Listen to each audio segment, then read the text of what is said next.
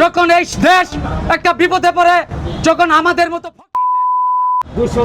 হাতে দেশ স্বাধীন করে, আর এই স্বাধীনতার ফসল আপনারা বুক করেন। আজকে আমার নেতা তারেক রহমান স্যার যদি একটা বিপদে পড়ে, আপনারা ঠিকই এসি রুমে যাবেন আর ভিসা ব্যবহার করবেন। প্লেন আছে, লন্ডন যাবেন, ইউরোপ যাবেন, পার্শ্ববর্তী ভারত আছে, ভারতে যাবেন। আমরা কোথায় যাব? আমাদের যাওয়ার কোনো জায়গা নাই। যখন ওই যে আওয়ামী লীগ, পুলিশ লীগ আমাদের অ্যারেস্ট করবে, তখন আপনার মতো সুবিধাবাদী নেতা যারা, তারা দেখাই দিবেন এরা বিএনপি করে, এরা বিএনপি করে। আর আজকে বিএনপি যখন একটা সুসময় আছে, এই দালাল কিছু নেতা আর দালাল আওয়ামী লীগকে কইতেছে এরা নাকি সঠিক বিএনপি।